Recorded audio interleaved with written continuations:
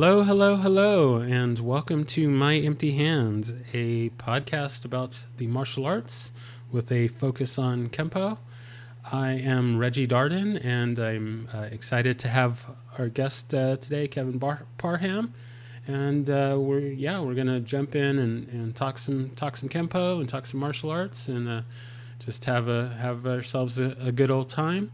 I like to start things off with just giving a little bit of my background. I started in Kenpo in the early to mid '90s. I started it at a school that was known as a Chinese Kenpo school, and but it was basically the Tracy's karate curriculum. I trained there up to my green belt, or halfway through my green belt to my third brown when I left for the army. While I was in the army, I got to do some taekwondo and some hapkido and some boxing, and enjoyed that. Once I left the military, I then got involved in capoeira, and I've been doing that for quite many years, both as a student and as a forced but happily forced into teaching as well, until I got back into training Kenpo again, and American Kenpo, about 2 or 3 years, and I've worked my way back up to green belt, and trucking along towards that third brown, and really enjoying the journey and what's coming next. And so now we've got this podcast, and having fun doing that, and talking to people, and hearing their journey. So I'm going to go ahead and turn it over here to you, good sir, and just tell me and those that may be listening, how did Kenpo find you? And we talked a little bit before we started the recording that you've also done some martial arts, but other martial arts. But when did take us back to the beginning? When did you first get into the martial arts, and how did that all start for you? Oh, okay.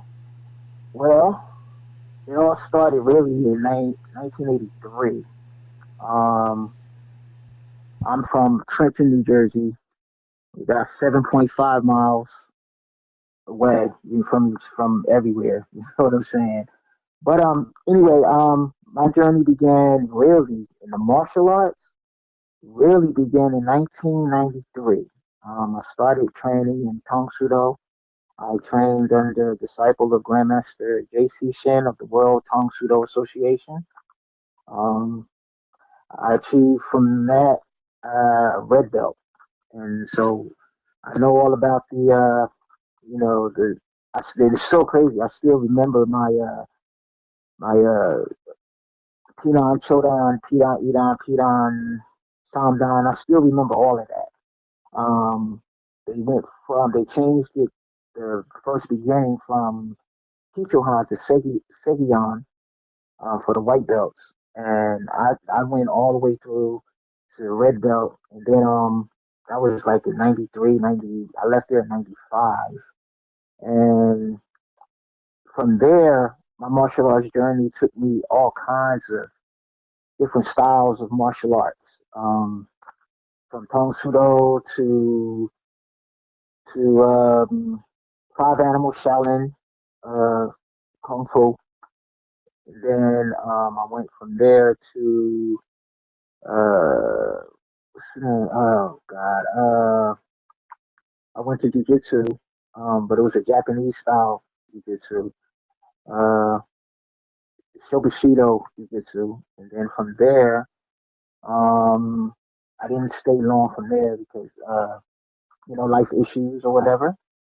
And then after that, I went to um, Yin style Bagua, Yin style Bagua.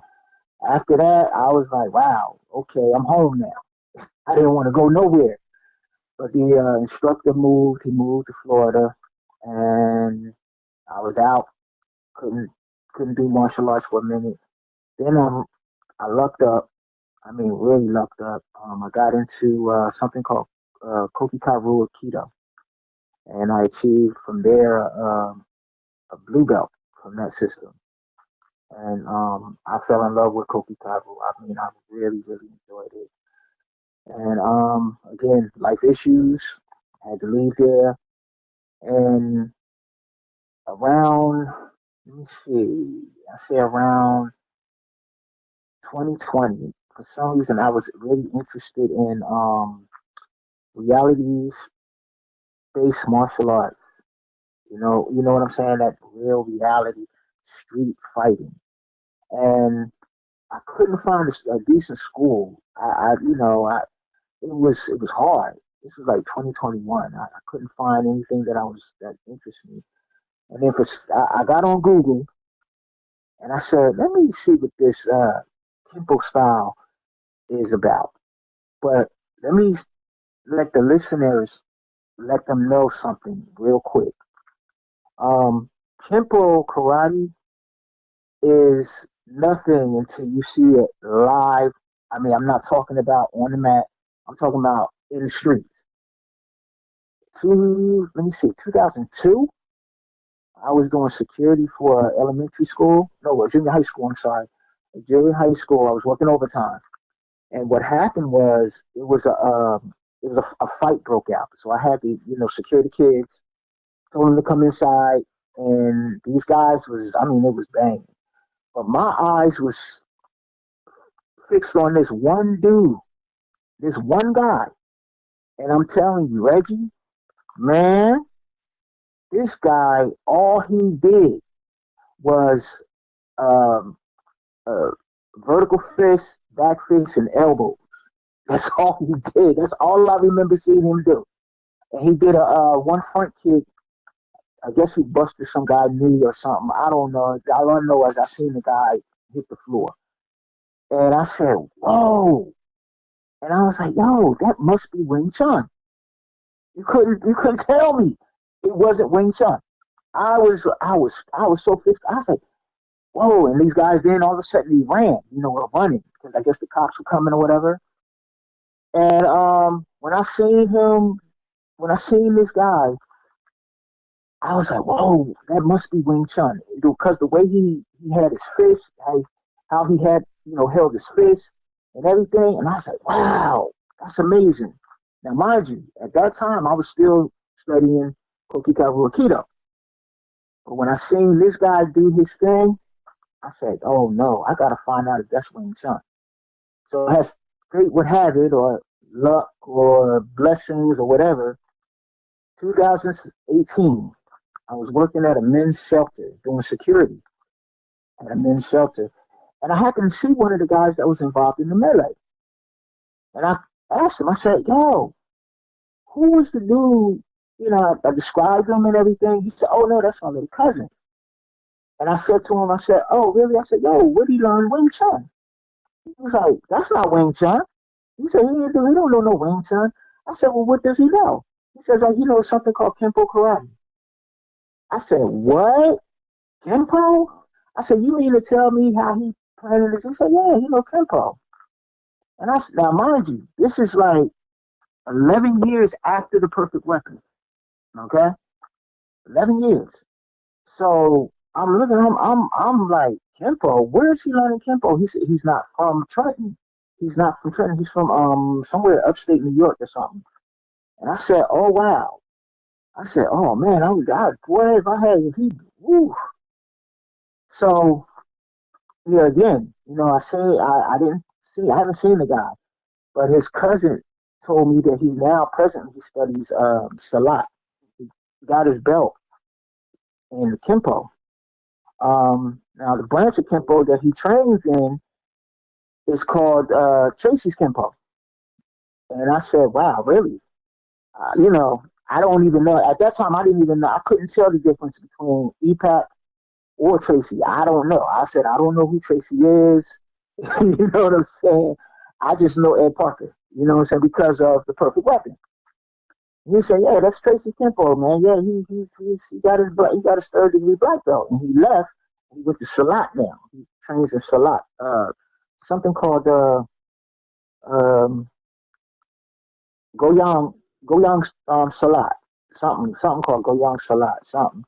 And he said, well, it's kind of similar like to Kenpo or whatever. They just do a lot of deep stances. I said, oh, okay. So the young man went to Malaysia, the whole nine, came back. Now he has his own school at the local Y in upstate New York. So 2002, I said, oh, I gotta find a Kenpo school. I gotta find me a Kenpo school. So as it turns out, I found it, and the rest is history. You know what I'm saying? The rest is history. I've been hooked on Kenpo ever since. And because the curriculum is amazing, the curriculum is very robust, and I enjoy it, man. I mean, I go 2 nights a week because of my job, because I'm a security officer at night. And I go on Mondays and Fridays, and every once in a while I'll pop up, pop in on a Wednesday, but I go Monday and Friday night, and my journey has it's been heavy ever since I got in. And it's so crazy because I'm a red belt in Tong Sudo. I'm a white sash in Yin Star Bagua. I'm a blue in Koki Karu Aikido. And a white belt in Shobushido Jiu Jitsu. And out of all those styles, I found it in Kenpo Karate. Every last one of them. You see what I'm saying? And it's amazing. So that's how my journey began in 2002, and I've been loving it ever since. Great. I love that story. I love hearing the passion and the love for Kempo. Oh, I It's love it. I really love it. really great. I love it. But again, if you've never seen Kenpo outside of the dojo, outside of the mat, I got a chance to see. I've seen it firsthand, and I've been hooked on it ever since. You know what I'm saying? Right on, right Again, on. that is 20. That's 10 years after the Perfect Weapon. So we talking about 2002. You see what I'm saying? Oh yeah, no, no. And The reach. Perfect Weapon has gotten many folks into Kempo, myself included. Uh, right, I'm that's Jeff Speakman, and that movie just has really inspired. we Uh, resonate. Yes, yes, you know, yes, yes, yes. But again, like I said, you've never seen it done on the streets. Especially, I'm in the urban city. You ain't never seen it done outside of the mat, and that's where it begins. That's where that's where the vibe begins to me.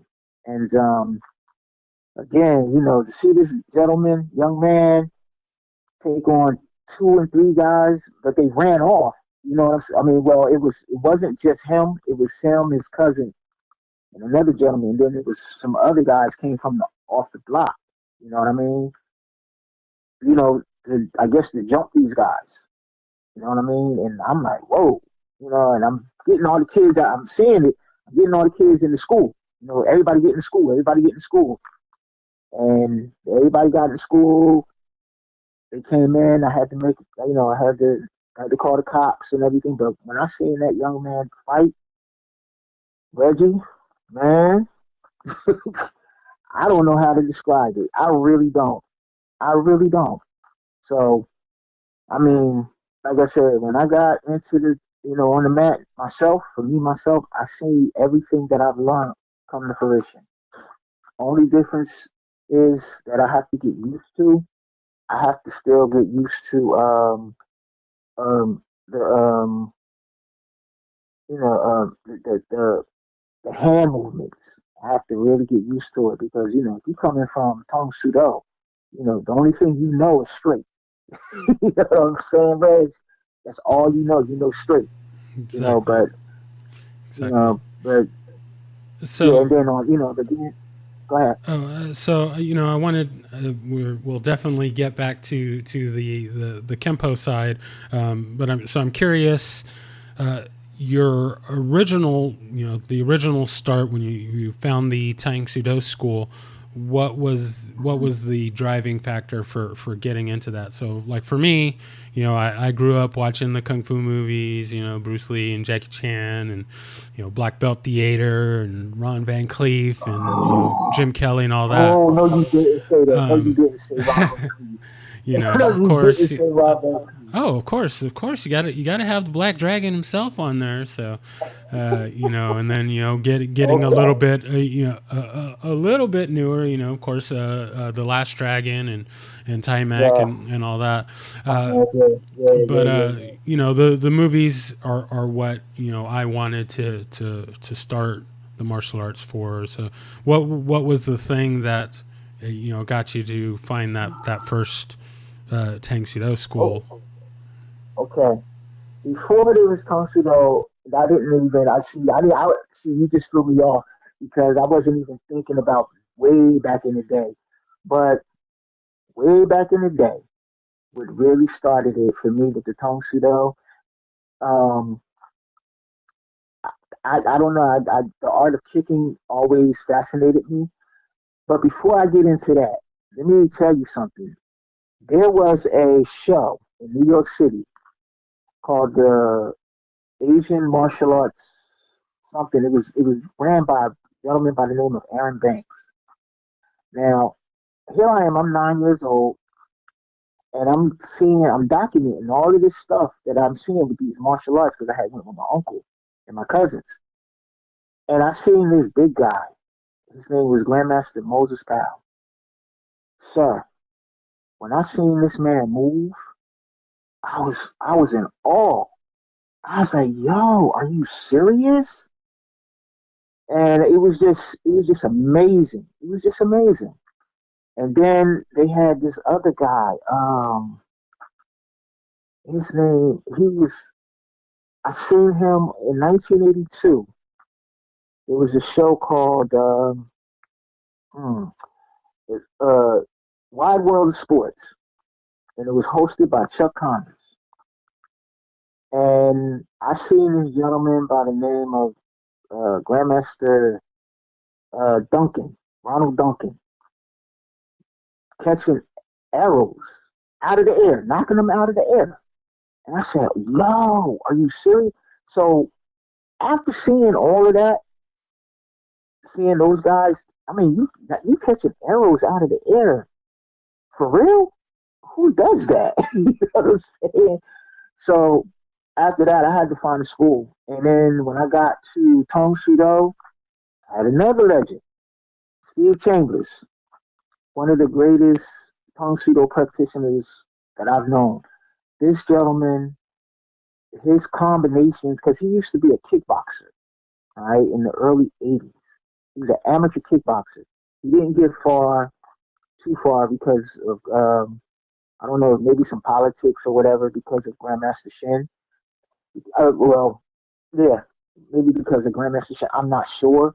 But he was like 6'1", but his axe kick, oh my God, his axe kick was amazing. I mean, it was like, it looked like 6 o'clock. That's what we used to call it because he used to drop that kick, and if you was in the way, oh my God, I felt sorry for you. I'm serious. And he had are you familiar with Superfoot Bill Wallace? Oh yes, yes. I actually was in a Okay, yeah, seminar with him a few months back. So yeah, I yeah. I get to He say that had I have the honor of being kicked, punched, and choked by him. So oh wow, yeah, oh wow. I'm Well, pretty excited about he that. yeah, my former instructor used to do the same thing, but he used to do it with the flickering roundhouse kick. He used to do the flickering roundhouse kick, side kick, and then some kind of way do a hook, like a axe kick. I don't know how he used to do it. We used to be like we was just in awe. And we were all just, we just thought he was the greatest thing since sliced bread, bro. You know what I mean? And again, he was just something he just made Tong Sudo make it real interesting. So with Tong Sudo, I tell people all the time, you know, I learned Tong Sudo. I learned how to fight in Tong Sudo, Bagua. I learned martial arts, Aikido. I learned martial arts. Um, uh, God, Jiu-Jitsu. I learned martial arts. But when I got to, this is why I say I'm full circle. When I got to Kenpo, oh, I learned how to fight for real because it's that's this style of Kenpo is amazing. Like I said, it's we're Chinese as well. We're Chinese Kenpo as well, and you know, we are how can I say it? Oh man. And another thing I have to get used to, I have to get used to, hand style. You know what I'm saying? And I have to really, really get used to hand styles because, again, I was always used to combination. You know, not saying that Kempo doesn't have combination, but ours was, high kicks combination and Tong Sudo. That was high kicks combination. Um, hand, foot, you know, doing flickering kicks. I'm older now. I can't do that no more. You see what I'm saying? So I had got into Kenpo because when I seen how the people, my professor, Professor Max Ferrier, when I see how he uses his hands, especially his open hands, man, he's something to watch. You know what I'm saying? Him and his son is something to watch. So again, my journey in Kenpo, like I said, started really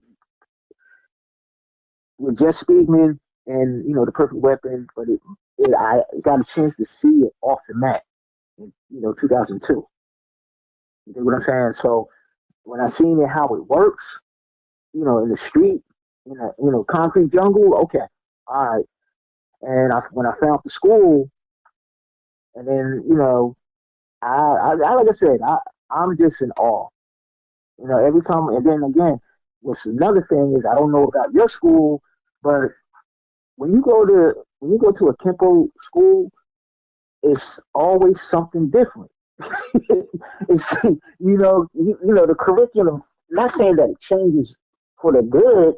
It's just something you're like, dang, okay, all right, yeah, I could do this. You know what I'm saying? So now we learn the forms. Short three and long two, and you know what I'm saying. I mean, and then you learn how to use your hands, um, circular and linear. Oh man, I, I listen. This, I'm just enthused. I'm just overly joyed that I finally found what I was looking for. No, I That's feel really you. what I I was feel you, doing. and I definitely agree with your sentiments. Kempo has a lot of things that really bring you in, and it's great that Kempo was able to find you, and you were able to find it and get that love for it. Just Oh yeah. to kind of take a little detour again. I'm just curious with since trained in a few other arts, what was the catalyst? Why did you was it just because you moved or whatever that you changed styles, or was it that you weren't finding what you were looking for in that particular system, or you know Um, and I could say that about the keto. I couldn't find what I was looking for. Um, and I love the keto. I love cookie cover keto. But yeah, again, I couldn't. Then the teacher, he was big into what they call reenactments. So, he really wasn't interested as much as he was. And I was like, oh man, oh man, this isn't good. So he wasn't hardly there, and we had to learn from another brown belt. And it just then the school closed. I mean, the politics of those certain styles, with the exception of Kung Sudo, which I left, um, because I got involved in community work. And let me see what else. Uh, so yeah, Shogoshido Jiu-Jitsu, that was too far. It was all the way in Philly, so that was a distance for me, you know. And I love that style too. And Yen style Bagua, that was politics as well. So all of my systems that I was a part of, I had to leave because one, life issues, two, again, politics.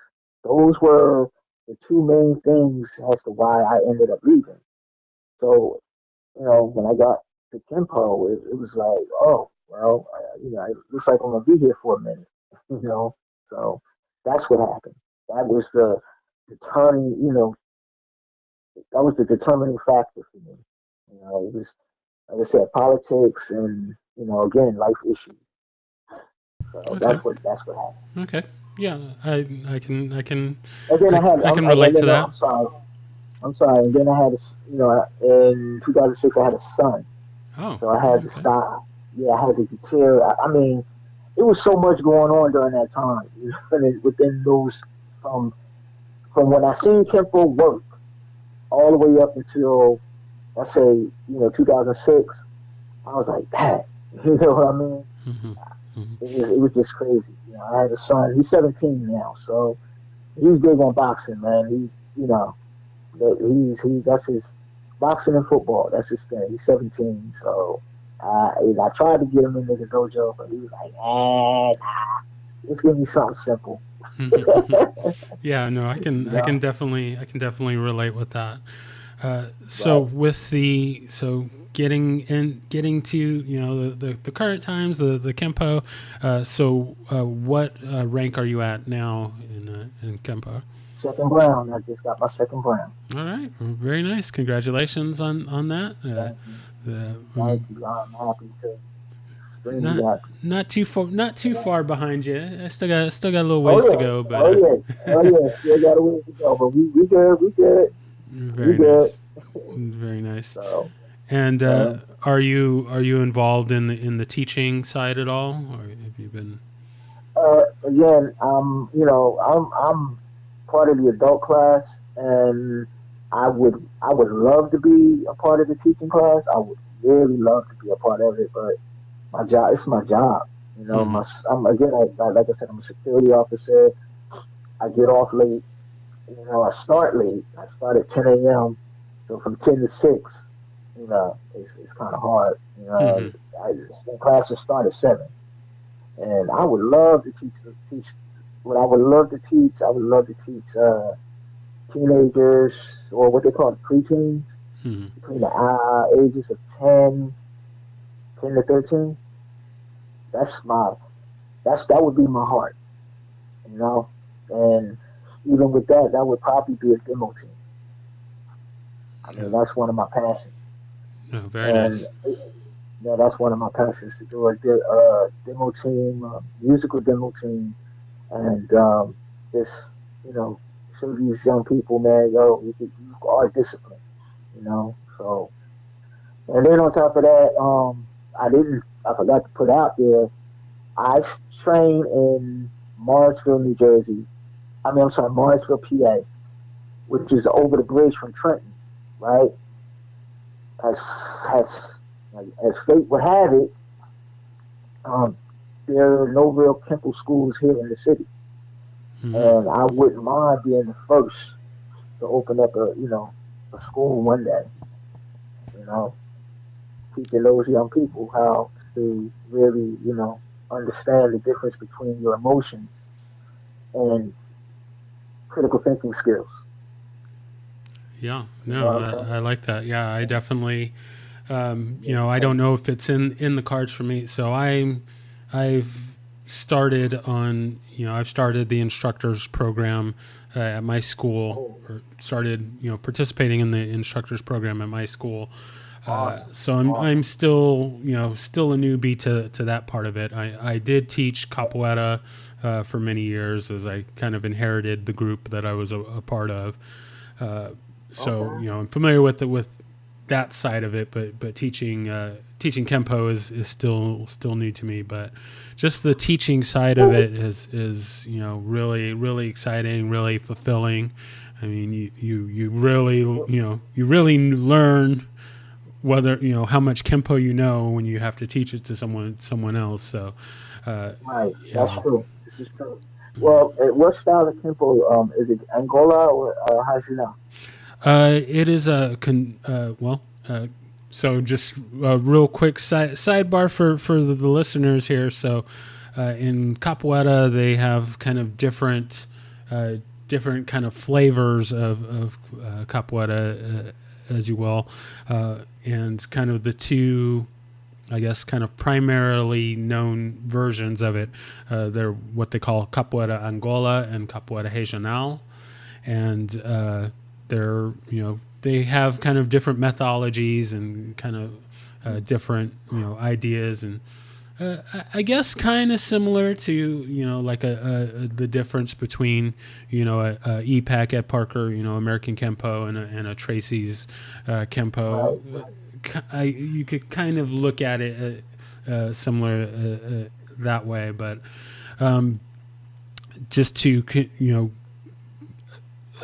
explain what I do. So the organization that I'm a part of, or the group that I'm a part of, is known as the United Capoeira Association, and Okay. that is under, or it was started by a capoeira legend, a big, very big name in the capoeira world, and he goes by the name of Mestre Accordion, and Mm, so that's the association that I am a part of, and uh, they, I guess they would be kind of classified as a contemporary, a capoeira contemporary.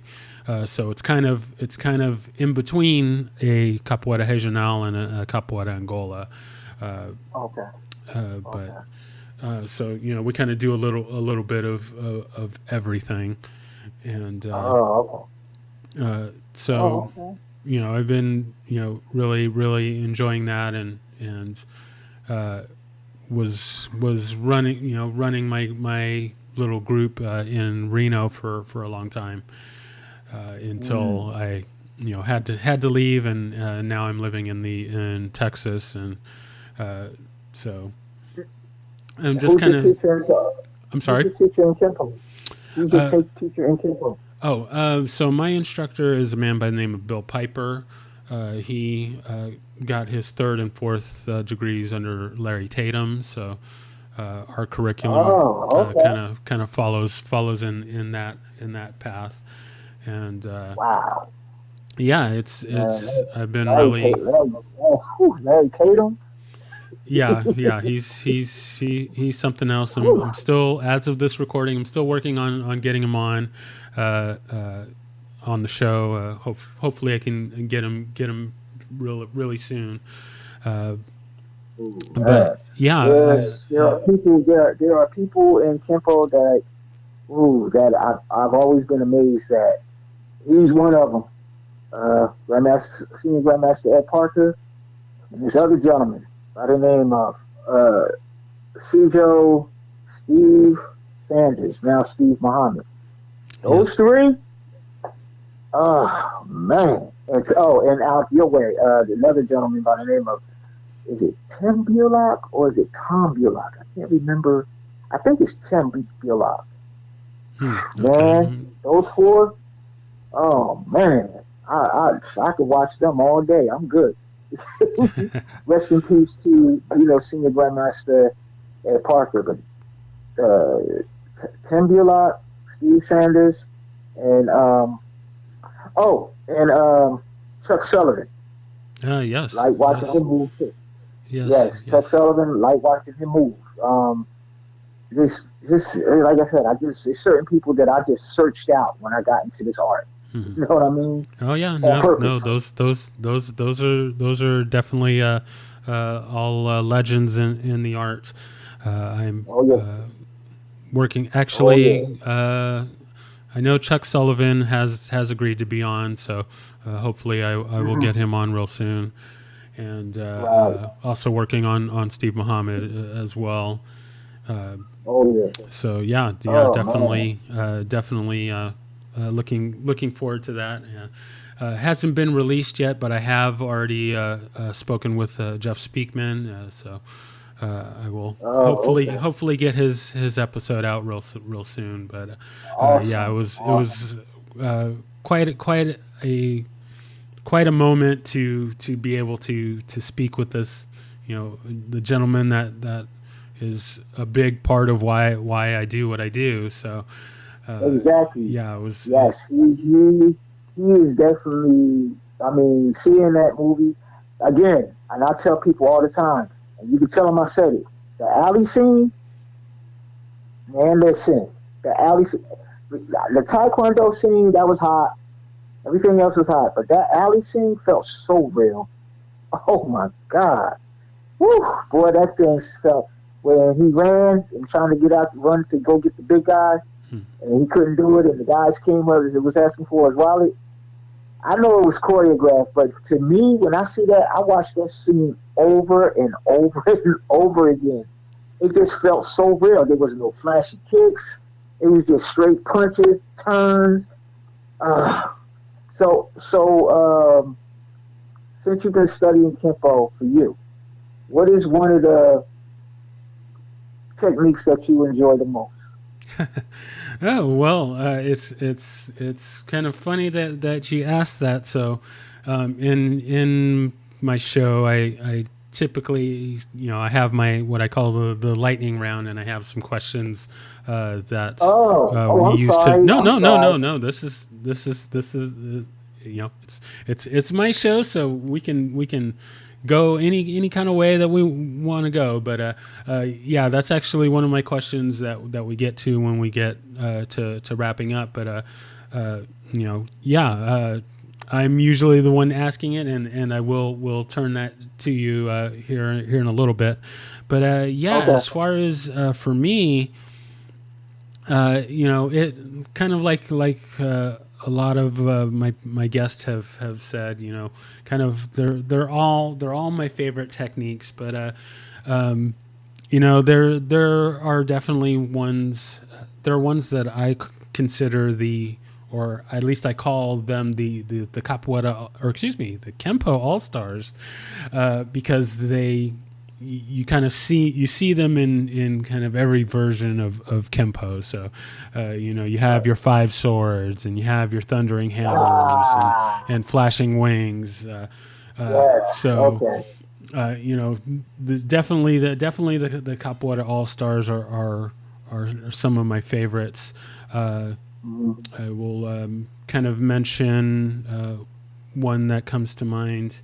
Um, uh, Shoot, now I'm forgetting the name of it, and I'm gonna go crazy until I think of it. But uh, there is uh, there is a technique that is part of Long Three, uh, where you kind of attack the eyes and uh, kind of do a number of different movements, but kind of the ending part of the technique is you knee them in the face. And uh, I'm, I can't believe that I'm blanking on the name of the technique, but I really like that one. But I would say for just the easy answer, your Kenpo All Star techniques. So five swords, thundering hammers, flashing wings, are some of the ones I'd probably put on the top of the food chain there. So Mm, so okay. so to turn it Okay. around on you, we'll kind of hit the lightning round a little Oh early. my goodness. What would I be know. one of I your know. favorites? Top of the food chain for me is. I know a lot of people going to bug out on this. The laser sword. Um, that's a great one. I mean, that's the one that starts it off. That's an oh excellent man, answer. the I'm lady sword, surprised that I didn't yeah, say that because, I mean, yeah, yeah, that's oh man, the lady where will we sword, be without delayed sword? So yeah. the lady sword, exactly. Um, yeah, that the lady sword, and of course, Thunder and Hammers. Oh my God. Mm-mm-mm. I've been dreaming about Thunder and Hammers. Do you understand me? I dream about Thunder and Hammers. Once I get there, oh my God, I don't even want to talk about it because I know that's going to come to me one of these days. Yeah. Thunder and Hammers is like the top, for me, the top. 'Cause it is so, how can I say it? It's so simple. Not simple and as being easy. You step to the side and you catching a joker and then go around them. Oh, come on, man. Stop playing. Stop playing. Five swords. Um, we have in our system something called uh, what is it called? Japanese hand sword. Japanese sword. You're going in, and I Mm-hmm. think you guys call it. I think you guys call it shield and hammer. Mm-hmm. Yeah. Once I'm able to get inside, man, look, I'm going to light you up like a Christmas tree, for real. Um, what else? Oh my God. All of it, you're going to see all of my stuff is inside the attack. Everything I like to do is inside the attack. Windmill guard. We have another. That's another one of my favorites. Yeah, Uh, I was going to mention that one and uh, yeah, windmill I guard don't know why I is one of didn't. my favorites. Um, unfurling cranes, top of the chain, baby. That's top of the chain right there with thunder and hammers. Um, but we call it drums and Manchu. And it's whew, man. How many is that? Hey, that's fine. That's fine. Ooh, Those are yeah. It's all just great ones. yeah, and I want to also say this to you to the listeners. Um, Kenpo isn't nothing without the feet movements. Um, if you know how to use in a fight, how to use uh, um what they call that when you cross your foot in front to get to your opponent, and then you cross it back to get away from your opponent. Uh, Man, yeah, that depending what they on call which organization you're from, that could be like a front twist or okay, you know. right. Oh yeah, yeah, like you twisting or you're unfurling or whatever. And come on, your movement has to be top notch. Period. If your footwork and your hands, and you know how to uh how to utilize your hands and your feet properly, man, you dangerous. You're dangerous. There's no ifs, ands, and buts about it. It's and I learned that we have something we call Kenpo walk, where my instructor he'll give you on how to move your feet and your hands simultaneously. And oh man, it's something, man. It's something. I'm just giving it away too much. No, I But like it. again, I like your passion for the art. So that's man, yeah. I no seriously on everything, and I don't mean no disrespect, but I'm 57 now. I don't look it, but I'm 57. I wish I had learned this at 37. I'm serious, but hey, there's a reason for it. You know what I mean? There's a Yeah, reason no, for it. life works the That's way that it it works, does. and That's right. This is true. like I like This to is say true. with both Kenpo and this is really a kind of a big saying in capoeira is that the you don't find the art finds you, and I Yeah, feel like that's we don't get involved in these things yeah, necessarily when we want to. It's when the art is ready for us. So like for right. me, I started I started when I was like 15 or 15, 14, 15, somewhere around there. Right. And, Yep. I trained for a few years, and then I had over 25-year break in between Kenpo schools. So, Mm. and, Right. yes, I wish I could have, kept training Kenpo, and, I possibly could have, but I see it that, the universe, or, whatever you want to say, Uh-huh. wasn't ready for me to be doing Kenpo at the time, when I At that wasn't, time. Right. actively doing it all the time. So, Right. you know, Right. I had to be in the right place and find the right school, and that just wasn't my time, and now Mm. is the time for that. So, I definitely agree with you that, yeah, I wish I could have started earlier, or I wish I could have I trained agree. at this Yeah. time, but the Right. universe wasn't ready for that. So, now you're Right. here where you're at now, because that was Hmm. the time to be there, and Right. we make the most of it. So, That's right. That's right. I like them. All right. So So yeah. let's go Go ahead ahead. and jump to since we've kind of started the lightning round. Let's go ahead and jump to the next question then. Do you have a favorite form and/or set? Mm. Favorite form right now is form long form two, short form two, and short form three at the moment, because I fell in love with it just when I started learning it. It's the form. I was told that it was the form of grads, Hmm. and I fell in love with it. Automatically. It became. It's almost like it became a part of me.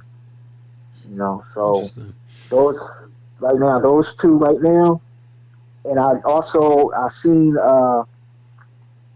long form one. I mean long form four, and I think that's going to be my next culprit.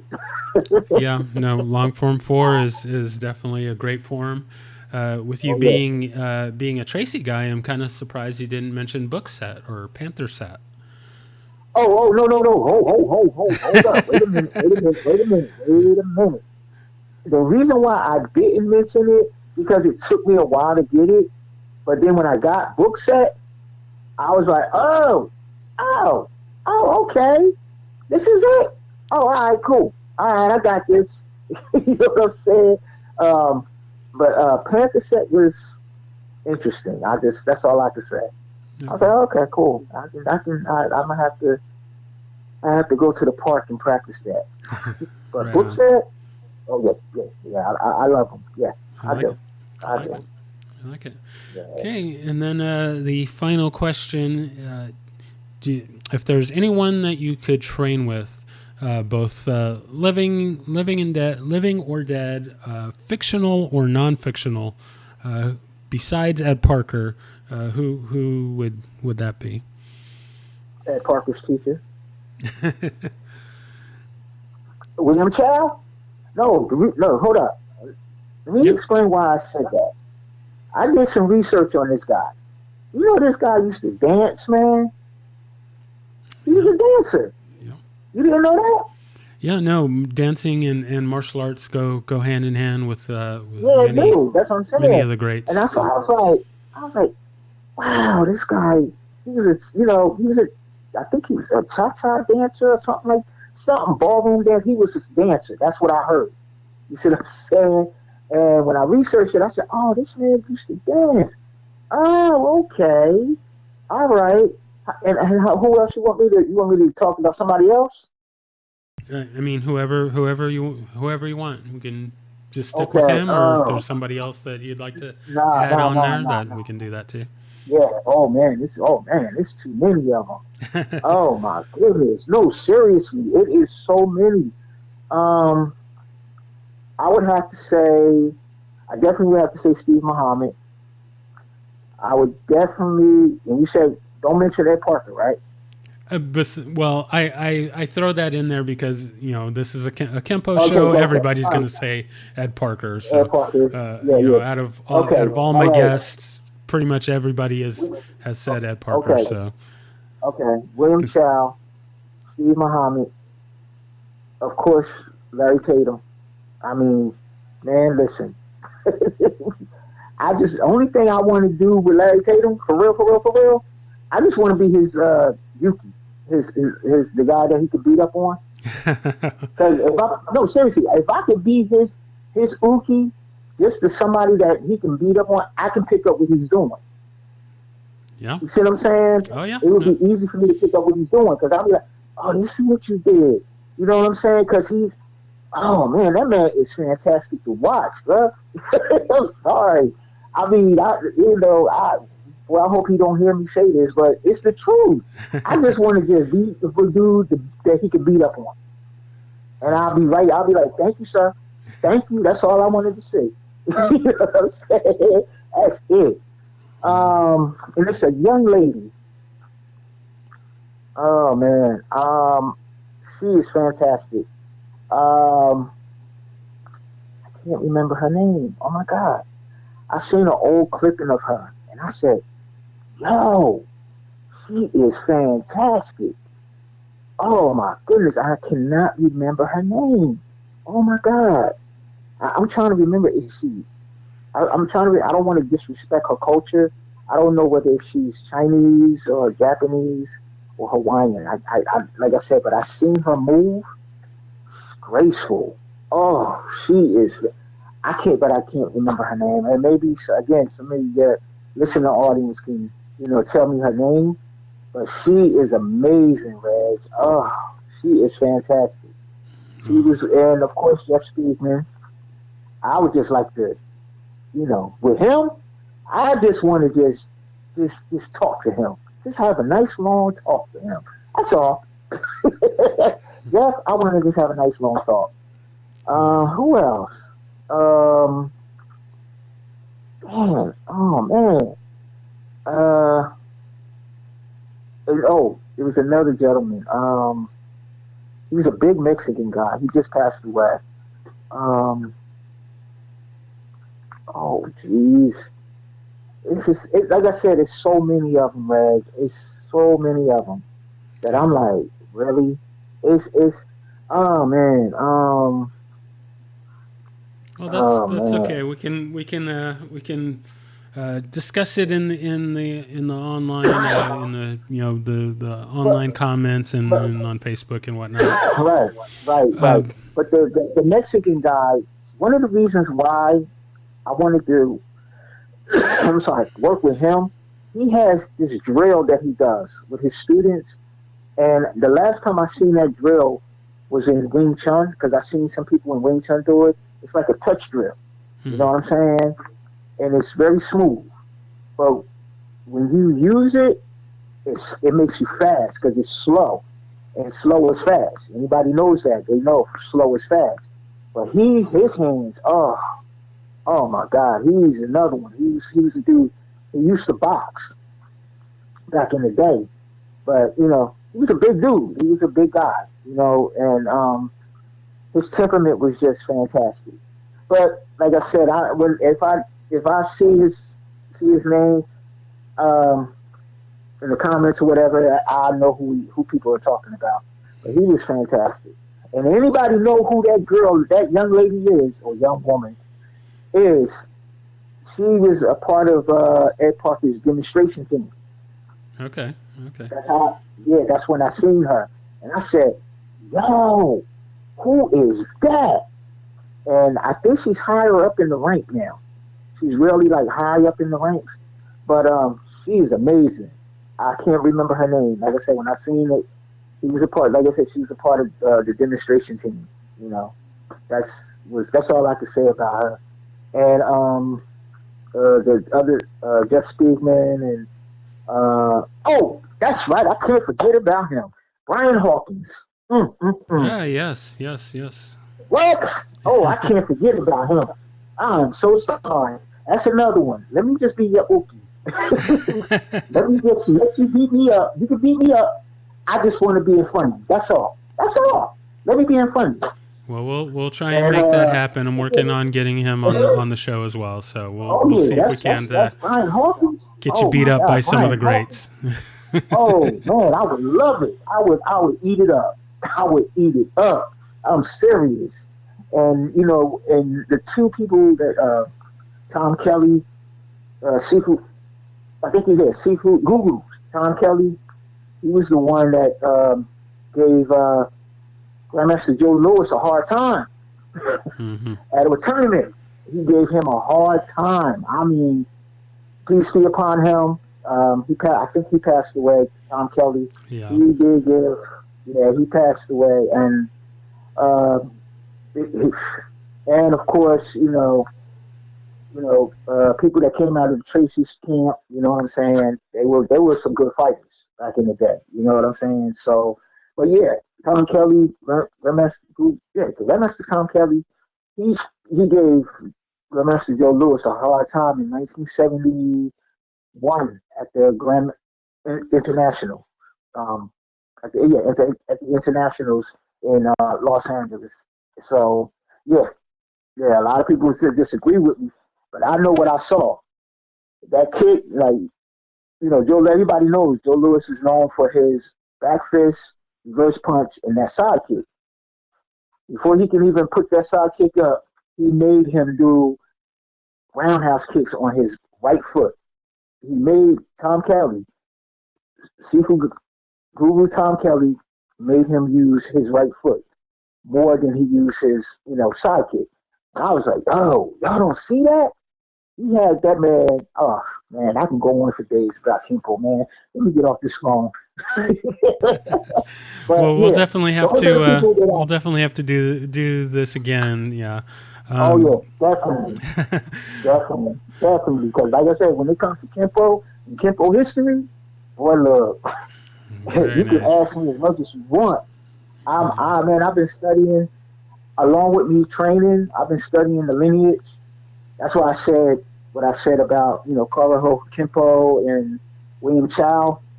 Man, William Chow. I seen an old picture of him, a video, and I said, "Damn, this boy is fantastic." Now I see where Grandmaster Ed Parker gets his style. You know what I mean? Mm-hmm. And also, I want to say this about Grandmaster Ed Parker real quick before we go. Um, you know, he's to me, from what I've seen him do with the Pink Panther movies and all of that stuff, I was, that man was amazing. He was amazing. And in that film, The Pink Panther Returns, I seen Kenpo, but I didn't receive this, all of the names that he was doing Mm-hmm. in that film. And I was like, wait a minute. The only thing I recognized was Five Swords. Real talk. Mm-hmm. I Mm-hmm. recognized Five Swords because he did do that. But everything else, I was like, damn, he stepped the game up a little bit. And the same thing with, Jeff Speakman. You know what I mean? So I gotta go. I'm sorry, man. No, We talk no, about. I'm no. This is sorry. great. This is I'm great. giddy. I'm giddy. This Kenpo thing is something else, man. I didn't mean to hold you up, but I love it. I mean, I love the style. I love the lineage. I'll put it like that. No, I I love the like it. lineage. I like I it. love Yeah. the lineage. And prayerfully, I would love to be a part of it. You see what I'm saying? But because it's just what's not to love? And to all the critics out there, you got to get on the mat with somebody because all of this, oh, ain't nobody gonna stand there and let you hit them. True, you're right. But if an opportunity presents itself, multiple attacks is not really hard. You know what I'm saying? Because that's what we do. So if the opportunity presents itself and you there and all it takes is one miss, I mean, what makes you think I'm just going to just hit you once and keep it moving? That's all I want to say. All right, I got to go. I got to get up in the morning. All But right. yeah, Yeah, no, just thank you just so much for being on. I had a lot of fun chatting with you and learning about your story, and I think everyone's going to enjoy hearing it as well. So, yeah, thank you. oh, thank you for having me, my man. And yo, listen, man, keep doing what you're doing, man. Don't let nobody deter you from doing what you're doing, man. You're talking about Kenpo. You should be able. You should have people banging down the doors. You know what I'm saying? You should have people banging down the doors on for your show because Exactly. I can't forget about a big shout out to my man for Art of One Dojo, Mr. Dan. He's another one of my inspirations because I'm a big man. I'm a chubby guy. He's a chubby guy, Me too. but he moves, huh? I said me too. So, Yeah, I'm a chubby guy. But when you see this man move, he's one of my inspirations that I'm like, yo, for real, I can move like that. Oh, I'm down now for real.